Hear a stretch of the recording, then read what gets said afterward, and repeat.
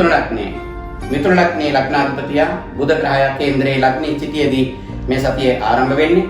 බ්‍රහස්පති ග්‍රහය කේන්ද්‍රයේ පුණ්‍ය ස්ථානයේ හෙවත් 9 වෙනි සිටියේදී සහ චන්ද්‍රයා ඊටාම බල සම්පන්නව 5 වෙනි සිටියේදී මේ සතිය ආරම්භ වෙන්නේ. ඒ අනුව ගන්නකොට ලග්නයේ 5 වෙනි 9 වෙනි කියන ඒ ත්‍රිකෝණ ස්ථානවල කේන්ද්‍ර ස්ථානයකත් ග්‍රහයෝ බල සම්පන්නව සිටිනවා. මේ සතිය මිථුන ලග්නයේ උපන් අය ඊටාම කල්පනාකාරීව කටයුතු කරන්නට ඕන. යම් යම් ආරාවුල් ඇති වෙන ප්‍රශ්නාව ඔබේ බුද්ධිය මෙහෙවන්නට ශක්තිය ධෛර්යය ඔබ ලබා ගන්නට අවශ්‍යයි. උසස් අයගෙන් අවවාද අනුශාසනා අරගෙන. ඒ වගේම ආගමික කටයුතු වලින් ලබා ගන්නට ඕන කරන පිළිටක් ලබා ගන්න. තමන්ගේ දැනුමෙන් ලබා ගන්න ඕන කරන පිළිටක් ලබා ගන්න. එහෙම කළොත් ඔබට මේ සතිය යහපත් තත්ත්වයක් ඇති කර ගන්න පුළුවන්.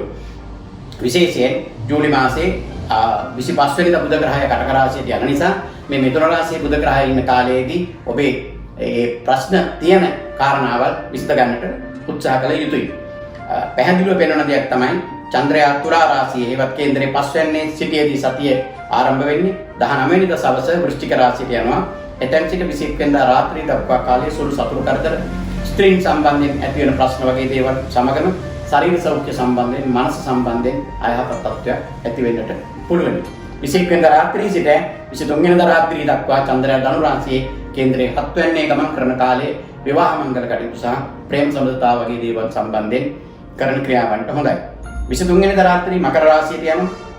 කේන්ද්‍රය 8 වෙනිදාට එතෙන් සිට 25 වෙනිදා රාත්‍රිය කුම්භ රාශියට චන්ද්‍රයා ගමන් කරන තුරු බොහොම කල්පනාකාරීව කටයුතු කරන්න. 25 වෙනිදා රාත්‍රිය කුම්භ රාශියට චන්ද්‍රයා ගමන් කරන එක ඔබේ අනාගත දියුණුවට කරන කාරණාවල් ආරම්භ කරන්න යහපත් කියලා පෙන්වනවා. සෞඛ්‍යානුකූලව කටයුතු කරන්නට මතක තබා ගන්න. පුළුවන් තරම් දුරට තමන්ගේ මනස සහ සිරුර ශක්තිමත්ව සහ නිරෝගීව තබා ගන්නට උත්සාහ කරන්න. තෙරුවන් සරණයි.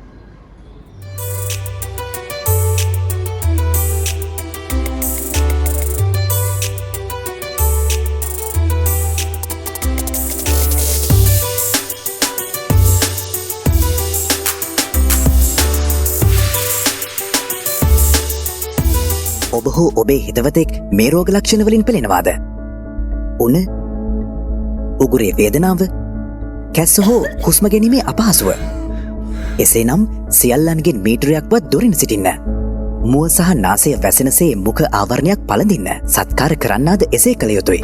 වහාම ඔබේ වෛද්‍යවරයා හෝ 1999 අමතන්න. පරිස්සම් වෙමු. සෞඛ්‍ය ප්‍රවර්ධන කාර්යාංශය UNICEF සහ WHO වෙතින්